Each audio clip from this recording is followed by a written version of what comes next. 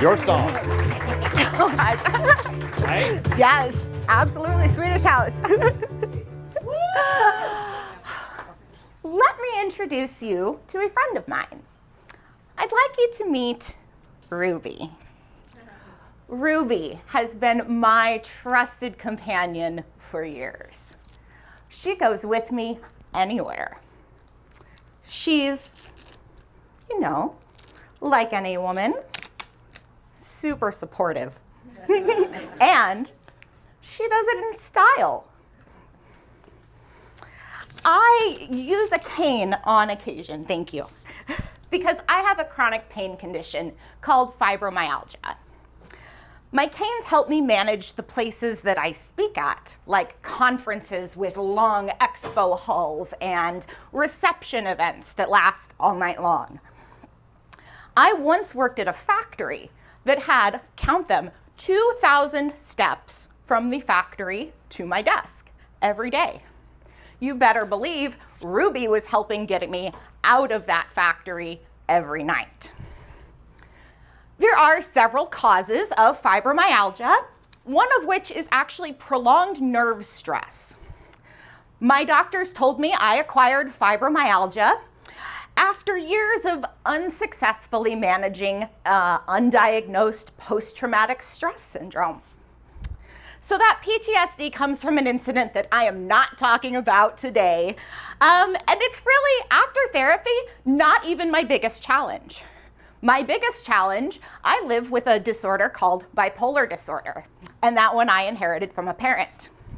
So as you can tell, I'm a little bit of a mess. And since all of these conditions affect my daily life and my function, I am considered disabled by most definitions. I have various medications, I have strategies, even tools to support me on my daily journey. But I've found that modern life is, less than inclusive to people with disabilities. So I'm here today to shed some light on the realities of disability and hopefully equip a few new champions of inclusion. How? I'm going to share 3 strategies that will help you navigate disability etiquette with confidence. We're going to debunk some common myths, learn how to offer assistance appropriately, and create a more inclusive environment for everyone. So let's start with asking before assuming. We'll talk about those good intentions gone awry. We've all been there, right? You see someone struggling and your hero instincts kick in. You're sprinting across the room, ready to be the savior of the situation. But hold on a second. Don't get me wrong, opening doors and picking up dropped items is awesome. But when it comes to disability etiquette, sometimes that well-meaning chivalry can backfire. Like where you help someone with a disability without asking if they actually need it. So swooping in to help someone with a wheelchair, spoiler alert, they may have had it under control. Or maybe you see someone walking, navigating with a white cane, or trying to open the door while holding a mobility cane.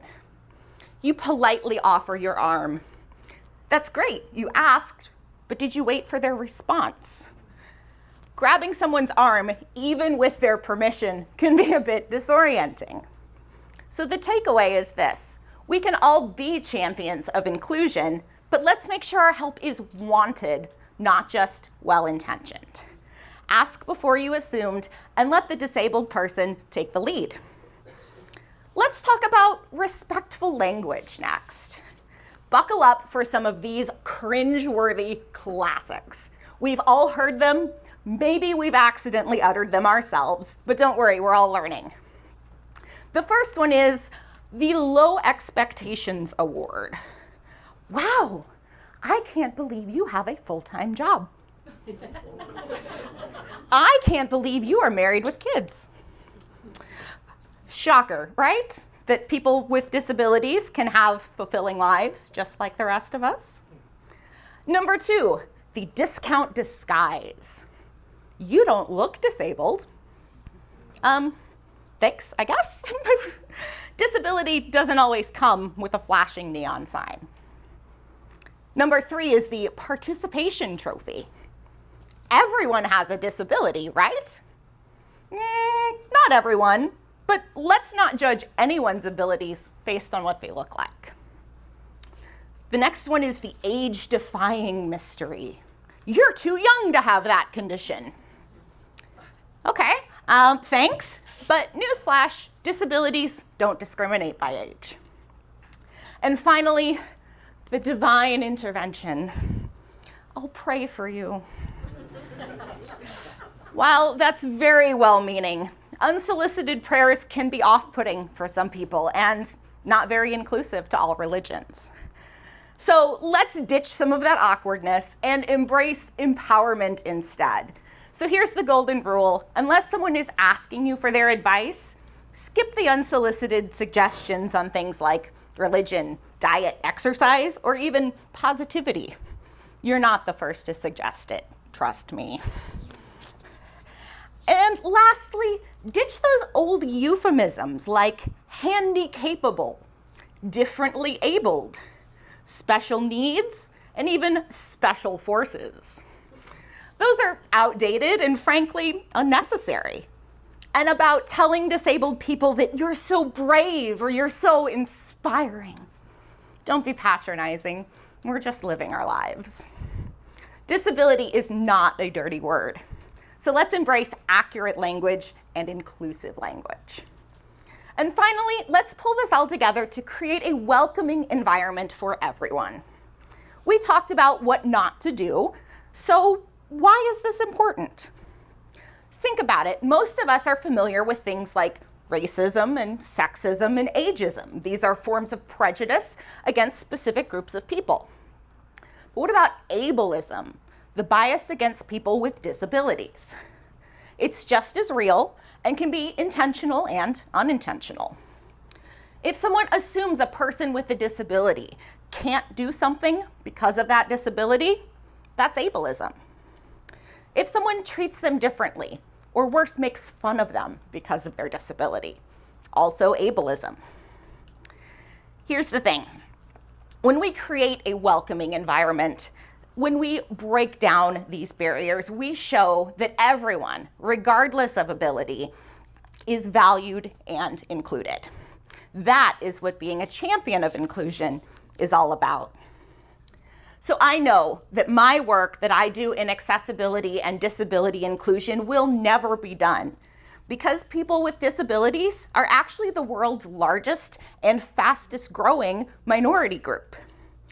Any one of you could join this group at any time, from a health condition, an accident, or simply by aging.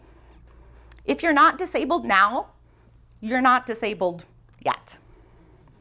You might make a friend of your own, like Ruby someday. So, what do we do from here? It helps that we might make mistakes and others might make mistakes. So be willing to learn and adapt. Consider new possibilities. Get to know people with disabilities.